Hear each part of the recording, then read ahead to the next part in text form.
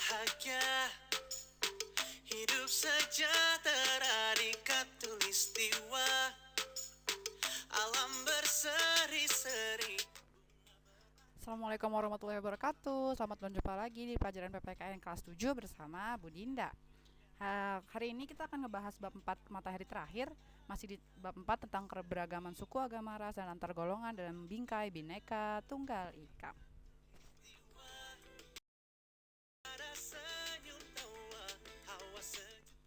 Oke, bisa dibuka buku paketnya halaman 102 ya. Kita akan ngebahas materi C, yaitu perilaku toleran terhadap keberagaman suku, agama, ras, dan antar golongan.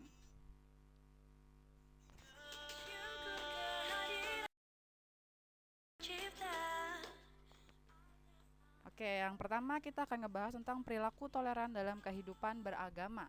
Negara Indonesia khususnya itu menjamin warga negaranya untuk menganut agamanya masing-masing. Itu diatur ada di Pancasila, sila pertama, dan ada di Undang-Undang Dasar 1945 pasal 29. Selain itu, agama tidak mengajarkan untuk memaksakan, apalagi dengan kekerasan, memaksakan keyakinan tertentu ke orang lain yang berbeda keyakinan dengan diri kita.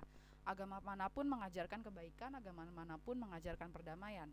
Jadi ketika ada yang memaksakan keyakinan apalagi dengan kekerasan dengan atas nama agama, berarti dia tidak paham dengan apa agama sebenarnya.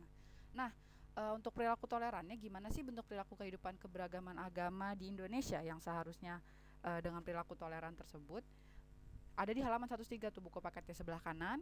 Itu melaksanakan ajaran agama yang dianutnya dengan baik, kemudian menghormati agama yang diyakini orang lain, dan tidak memaksakan keyakinan agama yang dianutnya kepada orang lain, serta toleran terhadap pelaksanaan ibadah yang dianut pemeluk agama lain. Jadi kalau lagi ada agama lain sedang beribadah, agama yang berbeda dengan agama yang kamu yakini, ya jangan diganggu. Kan dia sedang bicara dengan Tuhan ya. Kamu marah nggak kalau sedang bicara sama Tuhan kamu, kemudian ada yang ganggu? Jadi agar hidup damai sesama manusia walaupun berbeda agama, ya jangan saling ganggu istilahnya gitu.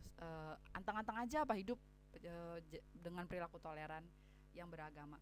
Kemudian kalau untuk perilaku toleran terhadap keberagaman suku, nih ya, dimana kita harus menghormati harkat dan martabat manusia yang lain. Manusia terlahir seperti itu.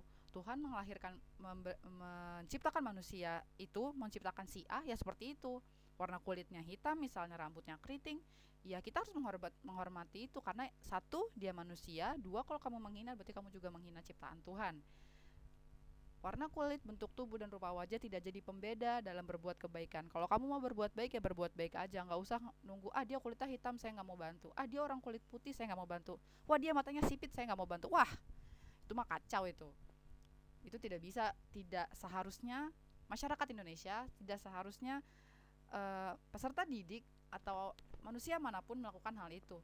Mau dia orang kulit putih, mau dia keturunan uh, dewa apa gimana gitu, mungkin di keluarganya dia darah biru bangsawan, tapi tidak menjadikan alasan untuk dia berbuat jahat kepada orang lain, tidak menjadikan alasan untuk dia tidak berbuat baik kepada orang lain. Oke, kita lanjut ya. Selalu berseri.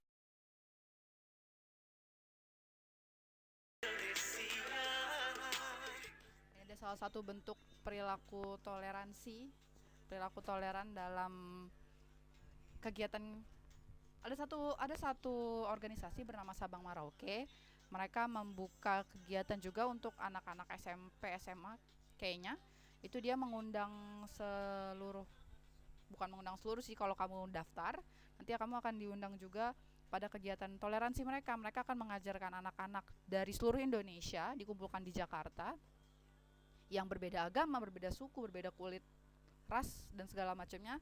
Kemudian diajak untuk belajar berperilaku toleran dengan mengunjungi rumah-rumah ibadah yang ada di Indonesia, mengunjungi dan saling bercerita bagaimana dia di sukunya masing-masing seperti apa, bagaimana perilaku toleransi yang baik. Ini salah satu contohnya dari Sabang Merauke. Ownernya atau pemiliknya yang kakak pakai kerudung putih itu memberikan bunga putih uh, kepada pendeta di Gereja Katedral dan San Ignatius Loyola di Jakarta, Malang, Jakarta Selatan, di Jalan Malang. Jadi ini sebagai bentuk toleransi pada saat, kalau nggak salah ini eventnya waktu setelah ada pengeboman di gereja di Solo apa Semarang gitu ya. Kemudian sebagai bentuk bentuk toleransi, sebagai bentuk rasa bela sungkawa terhadap terjadinya kemalangan itu, Kak Ayu ini memberikan bunga sebagai bentuk toleransi tadi. Ini ada dibaca di captionnya, ketika ada satu bagian yang luka, maka bagian tubuh yang lain juga merasakan sakit. Itu adalah Indonesia. Ketika ada satu agama yang terluka, agama lain juga harus merasakan sakit, karena agama itu adanya di mana? Ada di Indonesia. Ketika ada satu suku yang terluka, ketika ada satu suku yang mengalami kemalangan, maka suku yang lain, daerah yang lain juga merasakan sakitnya, merasakan sedihnya. Maka mari kita menciptakan Indonesia yang lebih damai, menciptakan Indonesia yang saling rukun satu sama lain. Bahkan eh, para founding father Indonesia dulu waktu merumuskan kemerdekaan itu isinya beda-beda orang semua loh.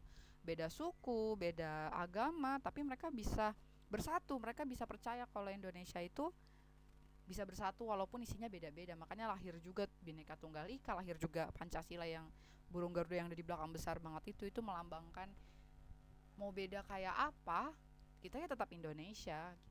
Dan kita harus hidup dengan itu, harus berdamai dengan itu, nggak boleh misu-misu, nggak boleh marah-marah karena dia teman kamu beda agama, karena ada orang yang beda agama terus kamu marah. Loh, itu kan ciptaan Tuhan, Tuhan yang menciptakan kayak gitu, kenapa kamu yang marah? Apa kamu marah sama Tuhan? Apa itu baik marah sama Tuhan? Kan enggak juga. Kayak gitu. Kayak kita lanjut.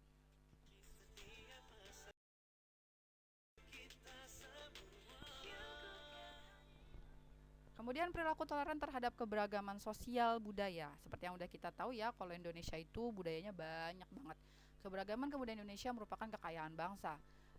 Warga negara harus memelihara dan menjaga keberagaman tersebut. Jadi nggak ada tuh suku adat suku adat, acara adat suku lo mah nggak seru, seruan suku adat ini, yo lo nggak boleh gitu. Itu ada banyak, walaupun itu bukan punya satu suku, tapi mereka sama-sama Indonesia gitu. Itu sama-sama saudara kita. Apa yang mereka punya di kebudayaan mereka, iya itu hal yang merupakan kekayaan bangsa, punyanya Indonesia sama-sama. Ondel-ondel, tari pendet, wayang, reok Ponorogo, tari saman, ratuh jaru, kuda lumping, dan segala macamnya itu yang ada gambar di sampingnya. Mari saling menghormati dan menghargai. Warga negara harus memelihara dan menjaga keberagaman budaya tersebut. Tentu jangan sampai diusik orang dulu baru ngomel-ngomel, kayak misalkan kemarin diusik Malaysia tentang batik, baru deh marah-marah. Tentang wayang, baru deh marah-marah. Sebelum-sebelumnya orang bodoh amat sama batik, bodoh amat sama wayang, bodoh amat sama reok Ponorogo. Kayak gitu. Dan jangan salah juga, Malaysia itu karena satu rumpun dengan Indonesia, sama sesama rumpun Melayu. Jadi ada beberapa bukan adat, beberapa kebudayaan yang memang tidak terlalu beda jauh sama kita, beda mirip. Kayak misalkan di Indonesia ada beberapa motif tenun sarung, itu juga di sana ada yang mirip motif tenunnya, bukan berarti mereka mencolong, mencuri tanda kutip ya.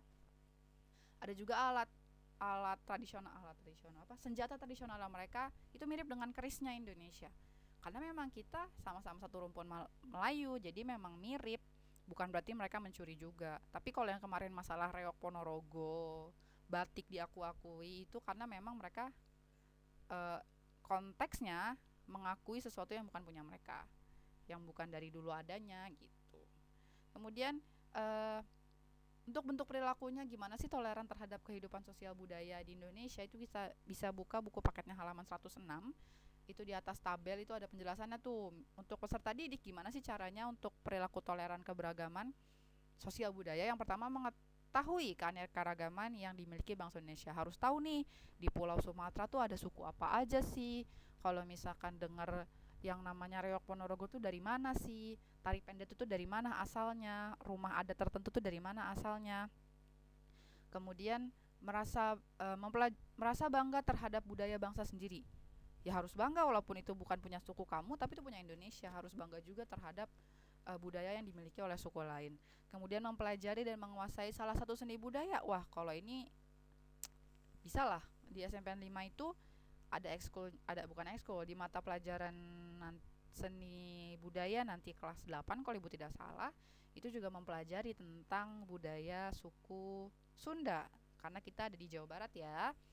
Jadi akan mempelajari itu. Kalau misalkan sekolah offline ada belajar gamelannya juga, belajar alat musiknya juga. Jadi itu juga salah satunya. Apalagi kalau yang udah ikut ekskul tari atau bahkan di luar sekolah ada yang mengikuti kegiatan eh, wayang orang atau teater misalnya, atau ikut sanggar tari lainnya, itu juga merupakan salah satu cara belajar dan menguasai kebudayaan. Jadi ada yang mewariskan nanti di masa depannya, jadi nggak hilang gitu aja. Kemudian yang terakhir adalah menyaring budaya asing yang masuk ke dalam bangsa Indonesia. Dari budaya asing yang dari luar negeri, yang mana nih yang kiranya cocok untuk masyarakat Indonesia? Apakah bermasalah kalau dia diaplikasikan di Indonesia? Apakah justru bagus? Misalnya orang luar negeri itu punya budaya buang sampah pada tempatnya, punya budaya memilah sampah, mana sampah yang bisa diolah kembali dan mana yang tidak. Itu bagus untuk diterima dalam budaya Indonesia. Tapi misalnya budaya mereka, mereka itu punya budaya bebas minum minuman beralkohol, dan bebas untuk beberapa obat-obatan yang di Indonesia itu masih terlarang. Itu belum tentu baik untuk Indonesia, karena kondisinya adalah ketika itu diaplikasikan di Indonesia, nanti di jalanan makin banyak orang-orang yang mabuk, orang-orang yang jalan sembarangan, membuat kekacauan kayak gitu. Bahkan di sana pun tetap terjadi kayak gitu, tapi mereka itu budayanya mereka, dan itu tidak cocok dan tidak baik untuk diaplikasikan di Indonesia. Oke, terakhir ini tugas jaraknya 1 minggu. Yang pertama adalah cari dan tuliskan tentang salah satu suku yang ada di Indonesia. Kemudian yang dicari itu tentang baju adatnya, makanan khasnya, salah satunya aja, salah satu baju adat, salah satu makanan khas, salah satu rumah adat, dan salah satu upacara adat dari suku tersebut. Untuk kelas 71 dan kelas 710, cari salah satu suku yang ada di Pulau Sumatera. Pilih aja, kan di Pulau Sumatera ada banyak tuh sukunya, misalnya mau suku Lampung. Terus di suku Lampung, baju adatnya, contohnya apa? Oh, baju adatnya bentuknya kayak gimana ya bilang ya? Baju adatnya ada yang namanya siger. Siger itu apa? Dijelaskan sedikit aja. Siger itu adalah sekian sekian sekian sekian gitu. Kemudian makanan khasnya apa? Oh, di Lampung ada makanan khas namanya tempoyak. Tempoyak itu apa? Tempoyak merupakan makanan yang dibuat dari bla bla bla bla bla kayak gitu. Itu kalian cari tuh. Kemudian di rumah adat, oh rumah adat Lampung bentuknya seperti apa? Bentuknya ada kerucutnya di kanan kirinya atau di depannya, itu artinya apa? Sedikit aja jelaskan. Upacara adat yang di Lampung terkenal apa namanya? Misalnya upacara adat, ibu lupa upacara adat apa yang di Lampung ya? Bukan pengangkatan suku, pemberian marga. Pemberian marga itu kayak gimana sih pelaksanaannya? Atau misalnya Bali, upacara adatnya ada namanya upacara adat Ngaben kan. Upacara adat Ngaben adalah upacara yang dilakukan eh, untuk apa? Dilakukan dengan cara membakar eh, keluarga atau badan mayat yang sudah meninggal kayak gitu. Itu contohnya. Untuk kelas 72 dan 79 itu pilih dari suku di Pulau Jawa sampai di Bali, itu kan ada banyak. Untuk 73 dan 78 juga dipilih yang ada di Pulau Sulawesi, itu ada beberapa suku. Kemudian di kelas 74 dan 77 pilih suku yang ada di Pulau Kalimantan, dan untuk kelas 75 dan 76 suku yang ada di Pulau Papua atau Pulau Maluku dan Nusa Tenggara, baik Nusa Tenggara Barat atau Timur, itu bisa kalian pilih. Jadi itu tugasnya ditulis di kertas, di buku tulis juga boleh. Gak usah, kalau yang bisa gambar mau digambar boleh, kalau yang lain gak bisa gambar atau kesulitan untuk mencari gambar nggak masalah, nggak usah digambar. Yang penting tulisannya dan penjelasannya tentang 4 ini nih: baju adat, makanan khas, dan rumah adat, serta upacara adat. Ini tugasnya 1 minggu. Ibu tunggu tugasnya minggu depan. Kita ketemu lagi di pertemuan berikutnya. Bye bye, terima kasih. Assalamualaikum warahmatullahi wabarakatuh. Sampai berjumpa lagi.